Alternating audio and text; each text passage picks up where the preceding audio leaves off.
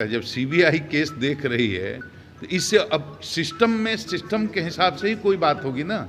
मान लिया आपको राज्य पुलिस पर भरोसा नहीं है तो सरकार ने इसको सीबीआई को दे दिया, तो अब उससे उच्च कौन संस्था है? पुलिस में दोष हैं, उस दोष को मैं डीजीपी रहते हुए हजारों बार चिल्ला कर प्लेटफॉर्म से बोलता रहा हूँ, लेकिन पुलिस के बिना कुछ नहीं हो सकता। एक दिन के लिए सिर्फ पुलिस को हटा दीजिए कि पुलिस नहीं रहेगी, और एक दिन के लिए बोलिए सिविल सोसाइटी अपने को मैनेज कर ले। मैंने एक दिन में जो अपराध होगा उसका एफआईआर नहीं होगा, आधी जनसंख्या उसी दिन खत्म हो जाएगी। देखिए, नीट छात्रा की मौत का मामला जो है लगातार खबरों में बना हुआ है। अब जो है इस केस की जांच सीबीआई को सौंप दी गई है और इसी कड़ी में जो है परिजन जो है, लड़की के परिजन अब हाईकोर्ट का रुख कर चुके हैं। लेकिन हाईकोर्ट की तरफ से ये प्रतिक्रिया आई है कि अब ये केस जो है वो सीबीआई के पास है, सीबीआई इसमें जांच कर रही है। अगर उसमें कोई कमी होगी तब हाईकोर्ट जो है इसमें हस्तक्षेप करेगी। वहीं दूसरी ओर बता दें कि आज पटना के चाणक्य होटल में कांग्रेस विधायक दल की बैठक हो रही है। विधायक दल का नेता चुना जाना है,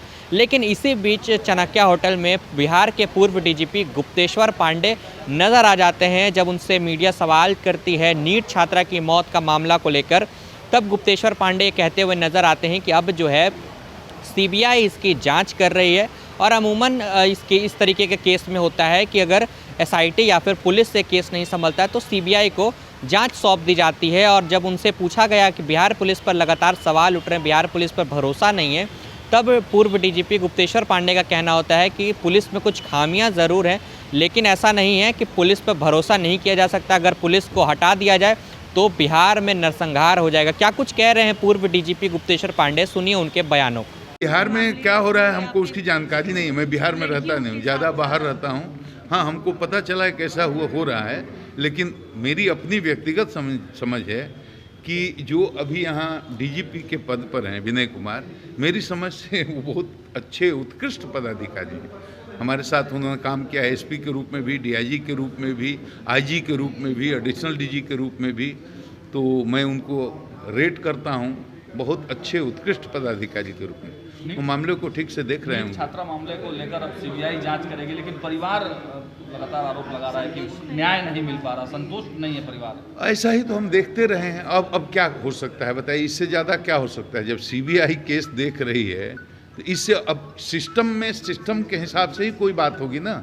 मान लिया आपको राज्य पुलिस पर भरोसा नहीं है तो सरकार ने इसको सीबीआई को दे दिया, तो अब उससे उच्च कौन संस्था है भाई? सर, आपको नहीं लगता कि बिहार पुलिस पे भरोसा खत्म हो गया लोगों का? जिस तरीके से देखिए पहले भी ऐसा ही नहीं, मुझे जब कोई घटना होती है तो इसी तरह के सवाल होते हैं। और अब बताइए, अगर आपका भरोसा खत्म हो गया, एक दिन के लिए सिर्फ पुलिस को हटा दीजिए कि पुलिस नहीं रहेगी, और एक दिन के लिए बोलिए सिविल सोसाइटी अपने को मैनेज कर ले। मैंने एक दिन में जो अपराध होगा उसका एफआईआर नहीं होगा, आधी जनसंख्या उसी दिन खत्म हो जाएगी।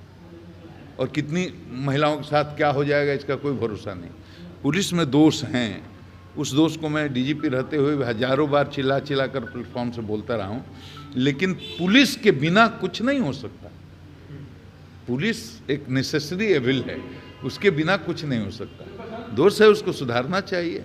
और मैं समझता हूँ कि पुलिस की कुर्सी पर बैठा हुआ जो चीफ है वो एक सक्षम पदाधिकारी है। उसकी अपनी मजबूरियां भी होती हैं, बहुत तरह की परेशानियां भी होती हैं, पब्लिक परसेप्शन तो बदलता रहता है। सम्राट चौधरी लग रहा है सर कि सक्सेस गृह मंत्री के रूप में। अब देखिए, किसी पॉलिटिशियन राजनेता पर टिप्पणी करना मेरे लिए अब इस वस्त्र में ठीक नहीं। तो आपने सुना पूर्व डीजीपी क्या कुछ कहते हुए नज़र आ रहे हैं। साफ तौर पर कहते हुए नज़र आ रहे हैं कि हालांकि अब वो बिहार से उतना ताल्लुक़ नहीं रखते हैं, अब वो सनातनी लोग हो चुके हैं, लेकिन अब इसी कड़ी में उनका बयान जो आ गया है सामने, अब उस पर आपकी क्या कुछ प्रतिक्रिया होती है हमें ज़रूर बताएं। फिलहाल कितना ही ऐसी तमाम अपडेट्स के लिए बने NBC 24 के